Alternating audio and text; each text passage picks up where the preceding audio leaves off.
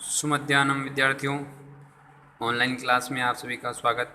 आज 14 अक्टूबर 2020, कक्षा 9वीं, विषय संस्कृतम, अध्ययन बिंदु, अष्टम पाठ है लोह तुला, लोहे की तराजू। विष्णु शर्मा द्वारा विरचित पंचतंत्र नामक कथा ग्रंथ के मित्रभेद नामक परिच्छेद से ये लिया गया है। देखो, इसमें जब वह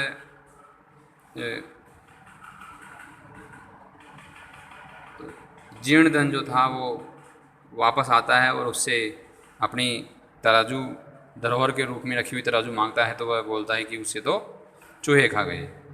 अब इसके बाद में जब वह सेठ कहता है कि श्रेष्ठी स्वपुत्रम अवदते, वह सेठ के पुत्र को बोला,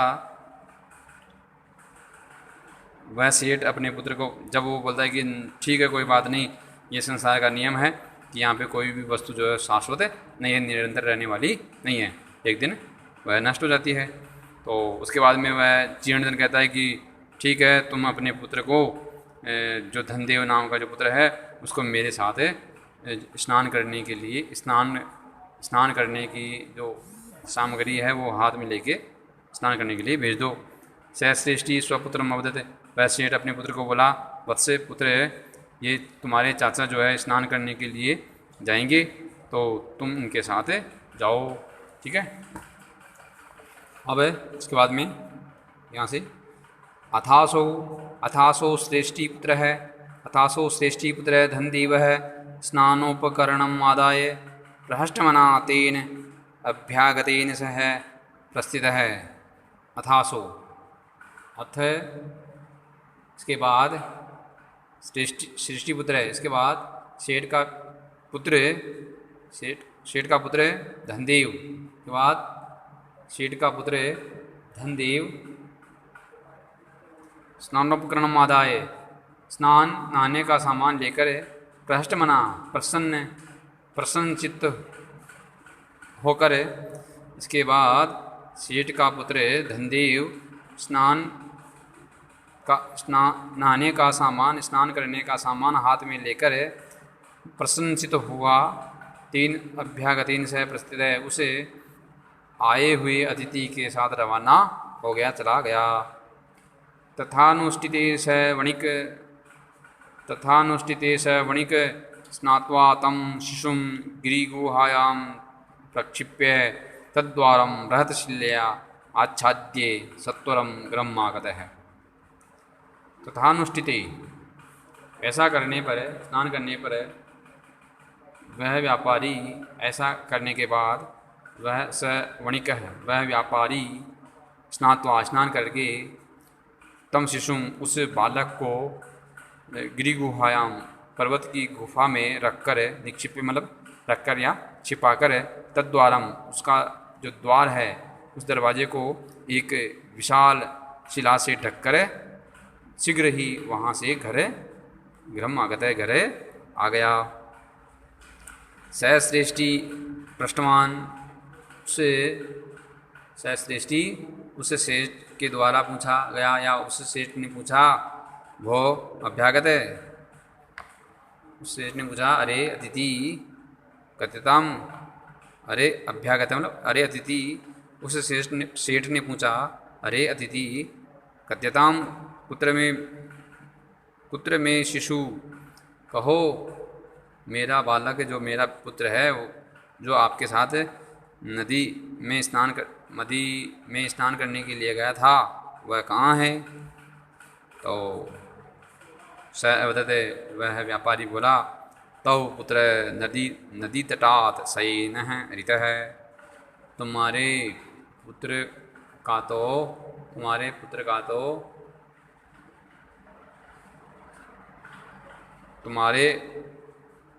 पुत्र का तो नदी तट से, नदी के किनारे से बाज के द्वारा अपहरण कर लिया गया।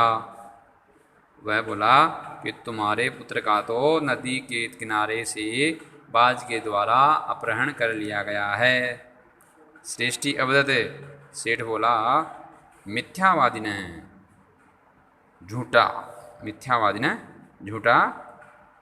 किम क्वचित सैनो बालम हर्तुम शक्नोति, क्या क्या कोई बाज बालक को अपहरण करने में, क्या कोई बाज बालक का अपहरण कर सकता है, करने में समर्थ है।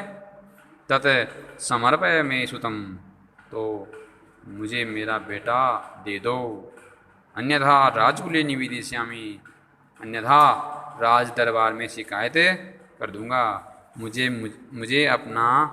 मेरा पुत्र लौटा दो, अन्यथा मैं राज दरबार में शिकायत कर दूंगा।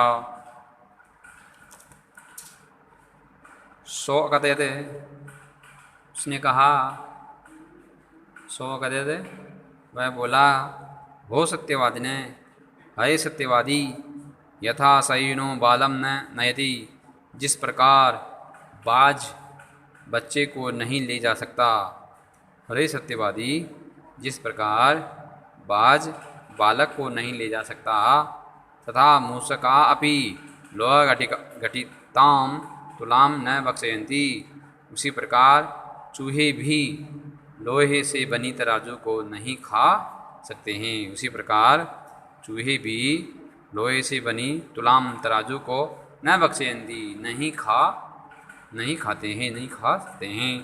तदर्पय में तुला, तो मेरी तराजू मुझे दे दो।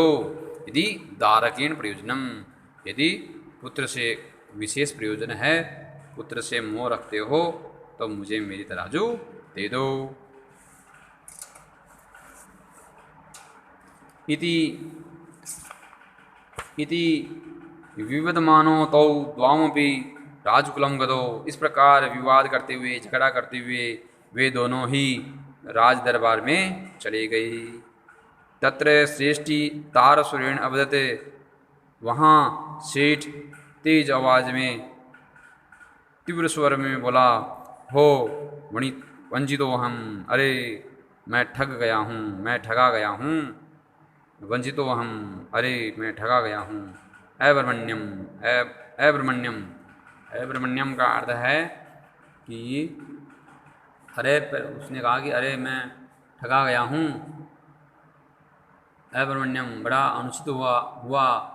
अब्रह्मण्यम ये बड़ा अनुचित हुआ।